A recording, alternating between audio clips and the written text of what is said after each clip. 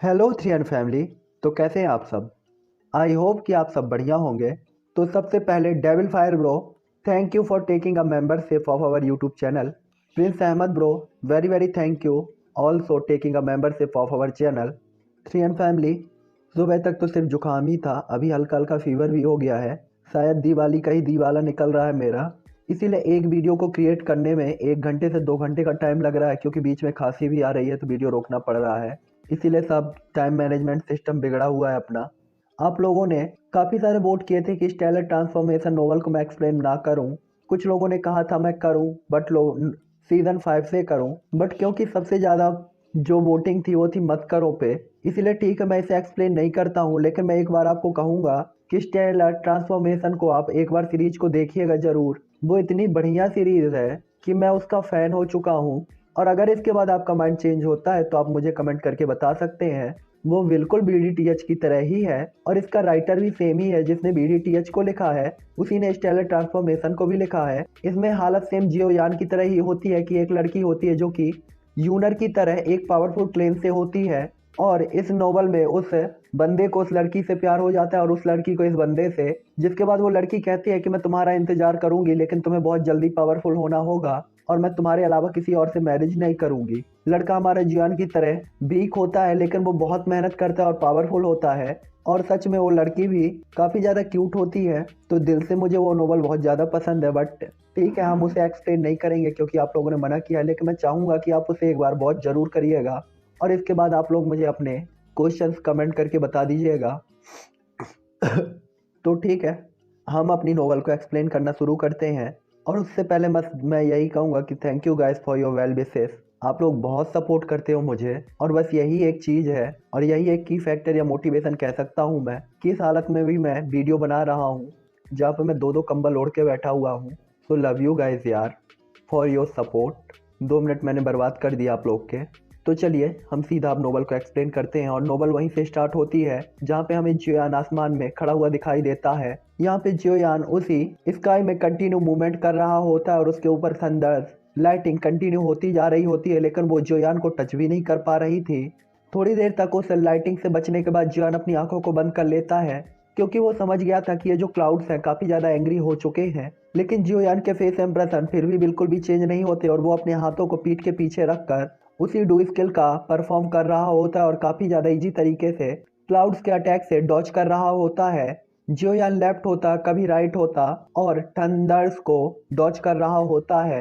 हालांकि जियोयान के कंटिन्यूस तरीके से डॉज करने के बाद बिजली आखिरकार एक लाइटिंग केस को रेडी करती है और उसके अंदर जियोयान को फंसा भी लेती है। हालांकि जियोयान के फेस इंप्रेशन अभी भी बिल्कुल भी चेंज नहीं होते, बल्कि वो उस केज के अंदर काफ़ी शांत हालत में खड़ा होता है और सिर्फ स्माइल कर रहा होता है। ये देख कर लाइटिंग को और भी ज़्यादा गुस्सा आता है और सडनली ही सभी डायरेक्शन से लाइटिंग बोल्ट जियोयान की तरफ शूट हो जाते हैं। लेकिन जियोयान बिल्कुल भी रिएक्ट नहीं करता और शांति से उन्हें देख रहा होता है। वो बोल्ट जियोयान से बस टकराने ही वाले थे कि तभी जियोयान अपने पैर को हवा में आगे की तरफ एक अजीब फॉर्मेशन से बढ़ाता है और आगे की तरफ खिसक जाता है। लेकिन वो थंडर वोल्ट भी जियोयान का पीछा करते हैं। जिस भी डायरेक्शन में जियोयान जा रहा था वो बिजली के बोल्ट भी जियोयान का पीछा कर रहे थे। इसके बाद हमें एक ब्लास्ट की आवाज़ सुनाई देती है और जैसे ही वो ब्लास्ट शांत होता है तो हमें जियोयान स्माइल करता हुआ दिखाई देता है। जहाँ यहाँ पे जियोयान अपना कल्टीवेशन और ट्रेनिंग कर रहा था, वहीं पे हमें लियो क्लेन का सीन दिखाया जाता है जहाँ पे बहुत सारे लोग तो नहीं लेकिन केवल 3 लोग हॉल के अंदर बैठे हुए थे। वो तीनों ही लोग काफ़ी ज़्यादा स्ट्रांग दिखाई दे रहे थे, जिनकी पावर कम से कम इस क्षेत्र में तो टॉप लेवल पर मानी जा सकती थी। इन सब में सबसे ज़्यादा पावरफुल था 6 स्टार डूजून लेवल पर। बाकी के 2 लोग 5 स्टार डूजून थे। वे तीनों लोग ल्यू क्लेन के हॉल में कंधे से कंधा मिलाकर खड़े हुए थे। हालांकि 6 स्टार डूजून लेवल का वॉरियर चीफ की सीट में बैठना चाहता था, लेकिन आखिरकार वो अपने थॉट को डिनाई कर देता है। जिसके बाद ली हुआ भाई अपनी सीट से खड़े होते हैं और बाएं तरफ की हाथ को बढ़ाकर उन तीनों लोगों को बैठने के लिए इशारा करते हैं और कहते हैं दोस्तों कृपया यहाँ पे बैठ जाइए। जैसे ही सभी लोग देखते हैं कि हॉल चीफ खुद ही खड़े होकर इन सभी लोगों को बैठने के लिए कह रहे हैं तो वो लोग काफी ज्यादा उदास होते हैं। इसके बाद हमें बाईं ओर फर्स्ट चेयर पे एक सुंदर सी सफेद कलर की बिल्ली दिखाई जाती है, जो कि सबकी नजर में तो कम से कम बिल्ली ही थी, और वो एक तकिए पर कदम रखे हुए बैठी थी और सबको देख रही थी। ऐसा लग रहा था कि वो इन नए लोगों के बारे में जानने को काफी ज्यादा एक्साइटेड है और इसीलिए उसकी आंखों में भी शाइनिंग दिखाई दे रही थी। वो बिल्ली अपने चारों पंजों को पीछे की तरफ करती है और इसके बाद अपनी पूंछ को अपनी बॉडी से चिपका कर बैठ जाती है और तेजी से गड़गड़ाहट की आवाज करती है। हालांकि ये आवाज उतनी तेज तो नहीं थी, लेकिन वो हाल काफी ज्यादा शांत था, जिसके लिए इस आवाज को तेज माना जा सकता था। उस आवाज को सुनकर सभी लोग अपना ध्यान उसी तरफ करते हैं। यहाँ पे ल्यू क्लेन के क्लेन चीफ ल्यू हुआबाई और उन 3 लोगों में से जो 6 स्टार डूजून लेवल का वॉरियर था, वो भी उसी बिल्ली की तरफ देखने लगते हैं। ये देखकर 6 स्टार डूजून लेवल का वॉरियर काफी ज्यादा अजीब तरीके से अपने मुंह को बनाता है और इसके बाद वो ल्यू हुआबाई की तरफ देखते हुए कहता है, क्लेन चीफ ल्यू, आपकी बिल्ली वास्तव में अजनबियों से नहीं डरती है। लगता है आपने इसे अच्छी तरह से पाला है। जब इसे पता चलेगा कि बिल्ली किसकी है तो हालत टाइट हो जानी है इसकी। ये सुनते ही ल्यू हुआबाई के हाव भाव थोड़े से चेंज हो जाते हैं और ल्यू सिंह चैन के भी फेस इंप्रेशन बदल गए थे, क्योंकि उसे पता था कि यह व्हाइट कलर की बिल्ली वो थी जिसे जियो यान ने इन्हें देखभाल करने के लिए दिया था। बिल्ली के किसी भी काम से उनका कोई भी लेना देना नहीं था, उन्हें तो बस इस बिल्ली की देखभाल के लिए कहा गया था। वास्तव में उन्हें भी नहीं पता था कि जियो यान ने इस बिल्ली को आखिरकार यहाँ पे लियो क्लेन में क्यों छोड़ा है। वे बस इसे स्वीकार कर सकते थे। लियो हुआबाई के फेस इंप्रेशन को बदलता हुआ देखकर एज्योर क्लाउड मैंसन के वो तीनों एल्डर ये साफ साफ नोटिस कर सकते थे, जो देखकर वो तीनों एक दूसरे को देखते हैं और इसके बाद वो हिलना डुलना बंद कर देते हैं। हालांकि लियो हुआबाई यहाँ पे कुछ कहने ही वाला था कि तभी वो 6 स्टार डूजून लेवल का वॉरियर स्माइल करते हुए कहता है, क्यों, क्या आप अपने दिल में डरते नहीं हैं? क्या आपने कुछ दिन पहले मेरे एज्योर क्लाउड मैंसन के एक एलाइड डूजून लेवल के वॉरियर को मारने की हिम्मत नहीं की? आप सच में काफी ज्यादा बोल्ट होते जा रहे हैं। इसके बाद वो कहता है कि आपके ल्यू क्लेन में वो एल्डर सबसे ज्यादा पावरफुल है ना, उसे बाहर आने के लिए कहिए, मैं देखना चाहता हूँ कि वो कितना ज्यादा पावरफुल है। और इतना कहने के बाद वो चारों तरफ देखता है जैसे उसे डर हो कि अचानक कोई उसके सामने ना आ जाए। हालांकि वो काफी ज्यादा ईगोफुल तरीके से रिएक्ट कर रहा था। सभी लोगों से 6 स्टार डूजून लेवल की वॉरियर की बात को सुनते हैं तो काफी ज्यादा डर जाते हैं। तभी बिल्ली, जो कि काफी देर से सो रही थी, अचानक से अपनी आंखों को खोलती है और उसकी आंखों में 2 ब्लैक कलर की लाइंस को साफ साफ देखा जा सकता था। उसकी आंखों में एक अजीब सी पावर थी जिसे देखकर किसी को भी डर लग सकता था और किसी का भी दिल ठंडा हो सकता था। किंग यांग सिटी के ल्यू मैंसन के डिस्कशन हॉल में उन्हीं एल्डर्स की ईगोफुल हंसी गूंज रही थी। यहाँ पे ल्यू हुआबाई और ल्यू सिंह चैन बस उसी बिल्ली को देख रहे थे, लेकिन बाकी सभी लोग तो काफी ज्यादा डरे हुए थे। हालांकि ये लोग ऐसे नहीं थे कि जिनका ल्यू क्लेन मुकाबला कर सकता था, कम से कम तब तो बिल्कुल भी नहीं जबकि जियो यान यहाँ पर नहीं है। तभी वो 6 स्टार लेवल का वॉरियर ल्यू हुआबाई की तरफ स्माइल करते हुए उसका मजाक उड़ाता है, जिसके कारण ल्यू हुआबाई अपना सिर झुकाता है और इसके बाद वो फर्स्ट एल्डर की तरफ देखता है। ल्यू हुआबाई को अपनी तरफ देखते हुए फर्स्ट एल्डर उसे देखकर अपने होंठों को अजीब तरीके से उठाते हैं, मतलब कि स्माइल करते हैं, और इसके बाद वो अपना सिर हिला देते हैं। जिसके बाद ल्यू हुआबाई की नजर फिर से 6 स्टार डूजून लेवल के वॉरियर की ओर हो जाती है, जिसके बाद वो उसे देखता है और स्माइल करता है। ये देखकर वो 6 स्टार डूजून लेवल का वॉरियर अपने बगल में डूजून लेवल के वॉरियर्स को देखता है और वो कुछ कह पाता कि तभी ल्यू हुआबाई अचानक से कहते हैं, आप सभी एजोर क्लाउड मैंसन के एल्डर हैं, है ना? मुझे लगता है कि आप साउथ वेस्ट रीजन से यहाँ एक नए एलाइड डूजून लेवल के वॉरियर को ढूंढने आए हैं, है ना? हालांकि दुर्भाग्य से मेरे ल्यू क्लेन में ऐसा कोई भी नहीं है जिसका एल्डर ने उल्लेख किया है, और ना ही मैं उसे जानता हूँ कि वो आपको कहाँ मिलेगा। इतना सुनते ही एजोर क्लाउड मैंसन के तीनों एल्डर ल्यू हुआबाई की तरफ देखते हैं और इसके बाद वो कहते हैं, क्लेन चीफ ल्यू, मुझे लगता है कि आपको सच बोलना चाहिए, है ना?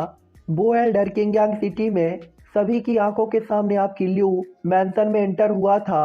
अब जबकि आप कहते हैं कि आप उसे नहीं जानते, तो क्या हम तीनों यहाँ पे मूर्ख हैं? हालांकि उसने जो शब्द कहे थे वो ना ही तो हल्के थे और ना ही भारी थे, लेकिन उनमें किसी को भी प्रेशर फील हो सकता था, जिसके कारण कोई भी सांस लेने में भी प्रॉब्लम को फील कर सकता था। और इसी के साथ साथ उस हॉल के अंदर में सभी के हाव भाव चेंज होने लगते हैं और सभी का चेहरा लाल पड़ने लगता है। ल्यू हुआबाई और ल्यू सिंह के चेहरे भी लाल हो गए थे और उनके माथों पे नसों को भी देखा जा सकता था। इसका मतलब था कि वो भी इस प्रेशर को हैंडल नहीं कर पा रहे हैं। इसके बाद वो कहता है कि हाँ, वो सीनियर मेरे ल्यू फैमिली में आए थे। हालांकि मुझे नहीं पता कि वो कहाँ पर है, क्योंकि मैं एक छोटे से क्लेन का चीफ हूँ और मैं उन्हें हर जगह पर रोक और टोक नहीं सकता। और अगर मैं आपको बता भी देता हूँ कि वो कहाँ पर हैं, तो मुझे डर है कि आप उनका कुछ भी नहीं कर पाएंगे। ये सुनकर वो 6 स्टार लेवल के डू जून लेवल का वॉरियर काफी ज्यादा सैड हो जाता है और उसके फेस इंप्रेशन भी तुरंत ही चेंज हो जाते हैं। और इसके बाद वो बाकी दो एल्डर्स को देखता है जो कि उसके साथ आए हुए थे, जिसके बाद वो प्रेशर को और बढ़ा देता है। हालांकि किसी ने भी नहीं देखा था कि वो व्हाइट कलर की बिल्ली अभी भी तकिए पे लेटी हुई थी। वो बिल्कुल एक ह्यूमन की तरह ही बिहेव कर रही थी और अपना सिर हिला रही थी। लिहुआ भाई जैसे ही उस बिल्ली की तरफ देखता है तो वो देखता है कि वो बिल्ली एक बार फिर से गहरी नींद में सो गई। ऐसा लग रहा था कि जैसे उस बड़े से हॉल में उसे किसी भी चीज से लेना देना नहीं है, जो देख कर लिहुआ भाई थोड़ा सा रिलैक्स फील करता है। और इसके बाद 6 स्टार डूजून लेवल के वॉरियर को देखते हुए स्माइल करता है और कहता है क्योंकि आप लोग बहुत दूर से आए हैं तो आप निश्चित रूप से मेरे ल्यू क्लेन के लिए तो यहाँ नहीं आए हैं, है ना? मुझे लगता है कि आप बू क्लेन के लिए यहाँ पर आए हैं। हाँ, बुक लेन के उस एल्डर की पावर सच में काफी ज्यादा अब नॉर्मल थी और उसने ब्रेक थ्रू भी कर लिया था। इसे हेवन की ब्लेसिंग ही कहा जा सकता है। जिसके बाद लिहुआ भाई उनकी कुछ तारीफ करता है और इसके बाद बोलते बोलते वो अचानक से रुक जाता है। दुर्भाग्य से वो अपनी ताकत के बढ़ने के कारण थोड़ा ईगोफुल हो गया था और इसके बाद उसने उनकी डिसरिस्पेक्ट कर दी थी जो कि मेरे ल्यूक्लेन में रह रहे थे और उससे काफी ज्यादा पावरफुल भी थे। और इसी का नतीजा था कि उसे अपनी जान गंवानी पड़ी थी और वो अपनी पावर को यूज भी नहीं कर पाया था जिसे उसने इतनी मेहनत से कल्टीवेट किया था। गला और दिमाग दोनों ही काम नहीं कर रहे हैं गाइस, तो बोलने में भी कंफ्यूजन हो रही है थोड़ा थोड़ा। इसके बाद लिहुआ भाई अचानक से फिर से कहता है और 6 स्टार डूजून लेवल के वॉरियर को देखता है, सर सभी को अपने जीवन को सबसे ज्यादा इम्पोर्टेंट देनी चाहिए। जब तक आप जीवित है तो आप सभी ब्लेसिंग्स को एंजॉय कर सकते हैं। अगर आपकी जान एक बार चली जाती है तो फिर आपके पास चाहे कुछ भी क्यों ना हो, आप उसका क्या कर सकते हैं? उसकी बात को सुनकर 6 स्टार डूजून लेवल का वॉरियर भी थोड़ा सा ऑकवर्ड फील करने लगता है और उसके बगल में खड़े हुए वो दो एल्डर जो कि डूजून लेवल के ही वॉरियर थे अपना सिर नीचे कर लेते हैं। आखिरकार बू सिटी के बू क्लेन के नष्ट हो जाने के बाद किंग यांग सिटी में ल्यू क्लेन का ही एकमात्र राज हो गया था। फ्यूचर में ल्यू क्लेन और भी ज्यादा पावरफुल होगा और इससे उसे और भी ज्यादा प्रॉफिट होंगे। इसीलिए ये तीनों एल्डर इसीलिए आए थे ताकि वो बू क्लेन की हेल्प करके ल्यू क्लेन को दबा सकें, जिसके बाद वो ल्यू क्लेन के साथ एक एग्रीमेंट कर सकें कि ल्यू क्लेन को अपने प्रॉफिट का शेयर हमारे साथ साझा करना होगा। इसका मतलब ये नहीं था कि वो लोग यहाँ पर आए हैं और फ्री में ही अपना टाइम वेस्ट किया है, क्योंकि वो पहले ही कई दिनों से किंग यांग सिटी के बाहर इंतजार कर रहे थे सही टाइम का। उन्होंने तब इसलिए अटैक नहीं किया था क्योंकि वो जोयान की पावर को फील कर सकते थे। इसीलिए वो तब तक बाहर रहे जब तक कि उन्होंने जियोयान के ऑरे को फील किया था और जैसे ही जियोयान का ऑरा उन्हें फील नहीं होता तो वो तेजी से वहां पे एंटर होते हैं। इसके बाद वो दो 6 स्टार डूजून लेवल का वॉरियर अपने दोनों ही साथियों को देखता है और इसके बाद लिu हुआवाई को देखता है जो कि चीफ की सीट में बैठा हुआ था और काफी ज्यादा क्रूएल तरीके से उससे कहता है, और मैं तो तुमसे लगभग डर ही गया। ल्यू क्लेन कितना ज्यादा बड़ा है, इसका क्लेन चीफ कितना ज्यादा पावरफुल है। आप वास्तव में एल्डर को चिढ़ाने की हिम्मत करते हैं। क्या आप मुझे बेवकूफ समझते हैं? लिu हुआवाई, आज चाहे कुछ भी हो जाए आपको मुझे संतोषजनक स्पष्टीकरण देना होगा, वरना। और इतना कहने के बाद ही वो काफी ज्यादा क्रूएल दिखाई देने लगता है और उसकी बॉडी से मर्डरस ऑरा रिलीज होने लगता है। हालांकि वो कुछ बोलने ही वाला था कि तभी अचानक वो चुप हो जाता है और उसके सिर से ठंडा पसीना टपकने लगता है। वो अचानक से शॉक हो जाता है और जोर से सांस लेने की हिम्मत तक नहीं करता। उसकी आंखों में डर साफ साफ देखा जा सकता था जिसे कि हटाया भी नहीं जा सकता। और इसके बाद एक आवाज आती है, वरना आप क्या करना चाहते हैं? क्या आप ल्यू क्लेन को नष्ट कर देंगे? मार दीजिए उसे जिसके बारे में आपने अभी अभी बात की है। यहाँ से कौन भाग गया था? क्या तुम उसे सच में पकड़ सकते हो? एकमात्र 6 स्टार डूजून लेवल का वॉरियर वास्तव में इतने ईगोफुल वर्ड कहने की हिम्मत करता है? क्या तुम्हें सच में लाइफ और डेथ की मीनिंग नहीं पता है क्या? ये वर्ड जैसे ही अभी अभी सुनाई दिए थे कि वो तीनों लोग अपनी गलती को एक्सेप्ट करते हैं और तुरंत तेजी से जमीन में नीचे झुक जाते हैं। ये देखकर आवाज फिर आती है कि क्यों तुम अब मुझ पर हमला नहीं करना चाहते? और उसी के साथ ये पूरी जगह अचानक से खामोश हो जाती है और किसी ने भी आवाज करने की हिम्मत नहीं की। सभी लोग उन तीनों एल्डर को घुटने टेके हुए देख सकते थे, जो कि बार बार झुक रहे थे और अपनी गलती को एक्सेप्ट कर रहे थे। ये वर्ड सुनने के बाद 6 स्टार डूजून लेवल का वॉरियर काफी हिम्मत करके कांपती हुई आवाज में बोलता है, एल्डर, आप वास्तव में मजाक कर रहे होंगे। कैसे? हम तीनों कैसे ऐसी हिम्मत कर सकते हैं? आपकी ताकत तो वैसे भी इतनी ज्यादा है। कैसे हम तीनों कैसे हिम्मत कर देंगे आपको छूने की? वो काफी ज्यादा सॉफ्ट और डरे हुए लहजे से बात कर रहा था, क्योंकि वो उस एल्डर को नाराज नहीं करना चाहता था। उनकी बात को सुनकर वो एल्डर स्माइल कर देते हैं और इसके बाद वो हाल कांप जाता है और इसके बाद हाल की पूरी धूल अचानक से जमीन पर गिरती है। इत्तेफाक की बात यह थी कि वो धूल एजोर मैंसन क्लाउड के उन तीनों एल्डर के ऊपर ही गिरी थी और इसके बाद पूरा हॉल काफी ज्यादा साफ हो जाता है और वहाँ पे नेचुरल हवा फैल जाती है। सभी लोग इधर उधर देखने लगते हैं। ल्यू हुआवाई और ल्यू सिंचैन को छोड़ दिया जाए तो बाकी सभी लोग की आंखें तो लाल हो गई थी और उनसे आंसुओं की बूंदों को भी देखा जा सकता था। हालांकि ल्यू हुआवाई और सिंचैन के फेस इंप्रेशन में ज्यादा बदलाव नहीं आया था, लेकिन अगर कोई ध्यान से नोटिस करे तो उनका गला भी भर गया था। हालांकि यहाँ पे अब सभी लोग काफी ज्यादा सिक्योर फील कर रहे थे, लेकिन एजोर क्लाउड मैंसन के वो तीनों एल्डर अभी भी अपने घुटने टेके हुए थे और उनका शरीर कांप रहा था। साथ ही साथ उनके ऊपर धूल गिर जाने के कारण वो काफी ज्यादा गंदे हो गए थे और काफी बुरी तरीके की हालत में दिखाई दे रहे थे। हालांकि उनके चेहरों पे छाले भी पड़ गए थे और वो काफी ज्यादा गुस्से में भी दिखाई दे रहे थे, लेकिन वे इस हालत में कुछ कर भी नहीं सकते थे। तभी अचानक ही एक पावरफुल हवा का झोंका उनकी तरफ आता है, जिसे देखकर वो तेजी से चौंक जाते हैं और जल्दी से उठकर खड़े होते हैं और अपनी डुईकुई को लॉन्च करके उस अटैक से डिफेंस करने की कोशिश करते हैं। हालांकि वो बड़ी मुश्किल से उस अटैक से बचते हैं और उस हाल से सीधे ही बाहर निकल जाते हैं। ये अटैक इतना ज़्यादा पावरफुल था कि उन्हें हॉल के बाहर ही कर दिया था। ये देखकर वो 6 स्टार डूजून लेवल का वॉरियर काफी ज्यादा नाराज होता है और चिल्लाते हुए कहता है, एल्डर, इसका क्या मतलब है? आप हम तीनों के साथ खेल खेल रहे हैं? क्या आप हमें मारना चाहते हैं? मुझे लगता है कि आप अब और ज्यादा जीना नहीं चाहते हैं। तभी आवाज फिर से आती है कि तुम लोग तो निडर हो गए हो। पहले तो मैं तुम लोगों के ऊपर दया कर रहा था और आप लोगों की बॉडी के ऊपर से धूल को हटाने में आपकी हेल्प करना चाहता था, लेकिन सडनली आप लोग खड़े हो गए और आपने मेरे अटैक को रोक दिया।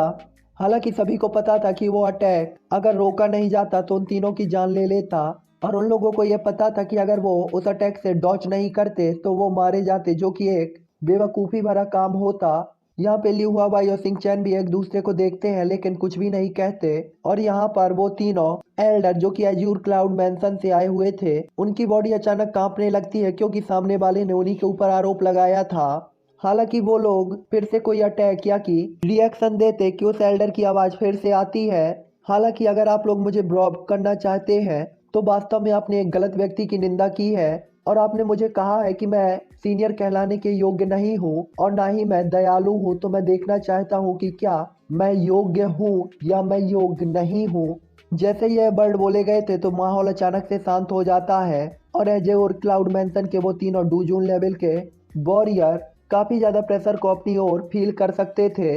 इस प्रेशर को झेलते हुए वो काफी ज्यादा डर गया था और उसकी आंखें धीरे धीरे बंद होती जा रही थी। ये देखकर वो तेजी से कुछ बोलता है, एल्डर अपनी प्रतिष्ठा पर खरे उतरे हैं। आपने एजोर क्लाउड मैंसन के उन लोगों को खत्म करने में मदद की है जो कि रूल्स को ब्रेक करते हैं। आप एल्डर कहलाने के योग्य हैं। हालांकि ये शब्द काफी ज्यादा सॉफ्ट तरीके से बोले गए थे, लेकिन सभी लोग अपना चेहरा एक तरफ कर लेते हैं और उनकी तरफ नहीं देखते। 6 स्टार डूजून लेवल के उस वॉरियर का चेहरा अब तक पूरी तरीके से लाल हो गया था और काफी देर बाद एल्डर की आवाज आती है, क्योंकि ये मामला है तो मैं इस बात को भूल जाऊंगा, लेकिन मुआवजे के रूप में आपको वो चीज मुझे देनी होगी जो मुझे चाहिए है। क्या ये ठीक है? ये सुनते ही वो तीनों लोग तुरंत ही स्माइल कर देते हैं और अपना सिर हिला देते हैं, जिसमें वो एल्डर भी स्माइल कर देता है। जिस पे एल्डर कहते हैं, उस मामले में मैं आपसे कुछ ज्यादा नहीं मांगूंगा और मुझे नहीं लगता कि आप कुछ मुझे दे पाएंगे। हालांकि ये हालत है तो मैं आपसे सिर्फ 5 लाख स्पिरिट कॉइन चाहता हूँ।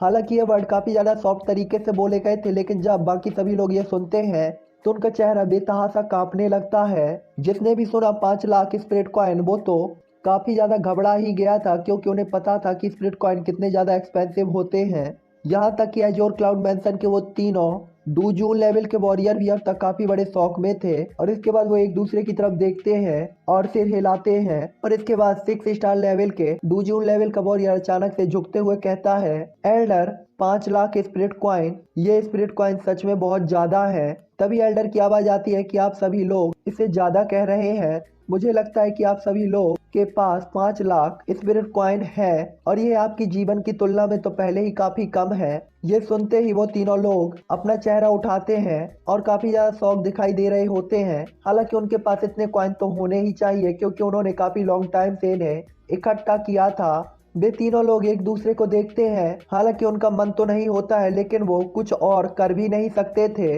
इसीलिए 6 स्टार डू जोन लेवल का बैरियर काफी ज्यादा हिम्मत करके झिझकते हुए उस मिस्टीरियस एल्डर से बात कर सकता है, एल्डर हम तीनों के पास इतने ज्यादा कॉइन तो नहीं है, ना ही हम इतने ज्यादा कॉइन निकाल सकते हैं, हम तीनों के पास केवल 3 लाख स्पिरिट कॉइन है। मुझे उम्मीद है कि एल्डर हमें कुछ समय दे सकते हैं, हम जल्द से जल्द एजियोर क्लाउड मैंसन लौटेंगे और वहां से स्पिरिट कॉइन्स को लेकर आपको यहाँ पे जल्दी से जल्दी भेज देंगे। जिस पे एल्डर की आवाज आती है कि क्या आपको लगता है कि मैं सच में आप पर विश्वास करूंगा, क्या आप जाने के बाद वापस आ सकते हैं। इस गुस्से भरी आवाज को सुनकर उन तीनों का दिल अचानक से ठंडा हो जाता है और वो लोग कांपने लगते हैं।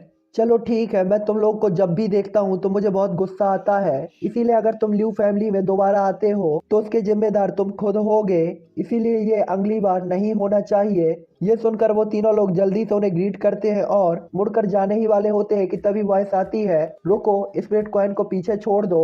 जो सुनकर वो लोग बिल्कुल भी देर नहीं करते और स्पिरिट कॉइन्स को तुरंत ही पीछे छोड़कर ल्यू क्लेन को छोड़कर एज्यूर सिटी की तरफ निकल जाते हैं। इसके बाद सीन ल्यू क्लेन के मीटिंग हॉल पे शिफ्ट होता है जहाँ पे ल्यू हुआ भाई और ल्यू सिंह चैन जैसे ही उस सीट पर बिल्ली के निशान को नहीं देखते तो वो काफी ज्यादा चौंक जाते हैं। वो सब देख सकते थे कि वहाँ पे सिर्फ पिलो पड़ा हुआ है लेकिन बिल्ली वहाँ पर उपस्थित नहीं है, जो देखकर वो काफी ज्यादा टेंशन में आ जाते हैं।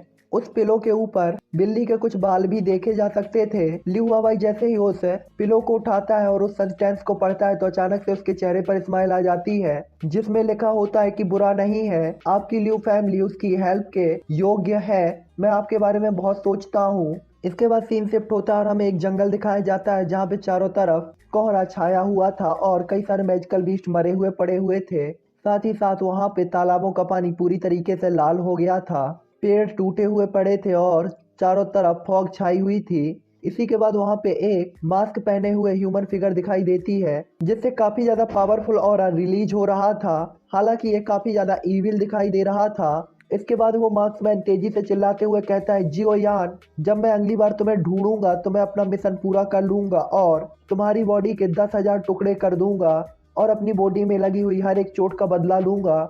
यह व्यक्ति वास्तव में ओल्ड फ्लेम डेमन घोस्ट था जो उस समय भाग गया था। थोड़ी देर बाद ओल्ड फ्लेम डेमन घोस्ट एक ब्लैक हॉल की तरफ आ जाता है। उस हॉल के 300 मीटर दूर एक एनर्जी बैरियर लगा हुआ था जिसके अंदर से बाहर की तरफ तो देखा जा सकता था और वह पूरे हॉल को सिक्योर भी रखे हुए था, हालांकि बाहर से इस स्थान को नहीं देखा जा सकता था। ओल्ड फ्लेम डेमन घोस्ट जैसे ही उस हॉल को देखता है और उसके सामने काले डोर को देखता है तो उसके हाथ में फॉर्मेशन तेजी से चेंज होने लगती है, जिसके बाद वो हॉल का दरवाजा धीरे धीरे ओपन होता है और उससे कुछ लाइट निकलती है और इसके बाद वो दरवाजा पूरी तरीके से ओपन हो जाता है। जिसके बाद ओल्ड फ्लेम डेमन घोस्ट के सामने एक ब्लैक कलर की सुरंग दिखाई देती है जिसमें काफी ज्यादा अंधेरा था। अगर कोई भी उस जगह को देखे तो वो काफी ज्यादा डर भी सकता था। यह बिल्कुल हॉल ऑफ सोल की तरह ही लग रहा है मुझे, क्योंकि काले कलर के हाउस तो उन्हीं के होते थे।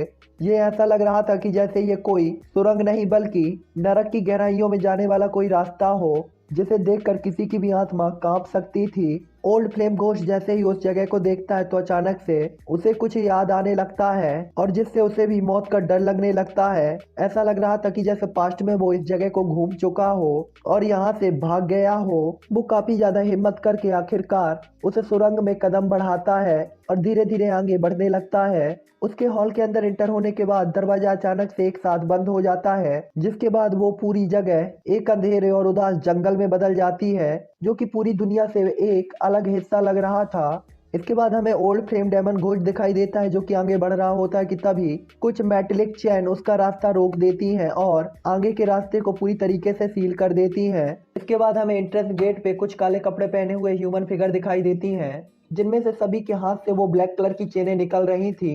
ऐसा लग रहा था कि जब ऐसे वो किसी भी सिचुएशन से निपटने के लिए तैयार हो। हालांकि ओल्ड फ्लेम घोस्ट उन्हें इग्नोर कर देता और तेजी से फ्लैश के साथ उस जगह से गायब हो जाता है। ऐसा लग रहा था कि जैसे वो इस जगह के बारे में पहले से ही जानता हो। ओल्ड फ्लेम घोस्ट जैसे ही आगे आगे बढ़ता जा रहा था, उसकी आंखों में डर साफ साफ देखा जा सकता था। वह कुछ बोलता नहीं है, लेकिन वो धीरे धीरे आखिरकार उस हॉल की तरफ चला जाता है। वहीं इस जगह से काफी दूर पहाड़ी इलाके में एक सफेद बालों और दाढ़ी वाला हरे कपड़े पहने हुए इंसान काफी ज्यादा सुकून से स्माइल कर रहा था और हरे भरे पहाड़ों को देख रहा था। और ये ओल्ड मैन और कोई नहीं बल्कि यूयान किंग होता है, जो कि आखिरकार फिर से वापस आ गया था। तो इसी के साथ मैं ये एपिसोड यहीं पर एंड करता हूँ, क्योंकि मेरी हालत बिल्कुल भी ठीक नहीं लग रही मुझे। तो आज मैं रेस्ट लेता हूँ और मैं आपसे मिलता हूँ मॉर्निंग पे, अगर तबीयत ठीक रही तो। Okay bye guys, good night.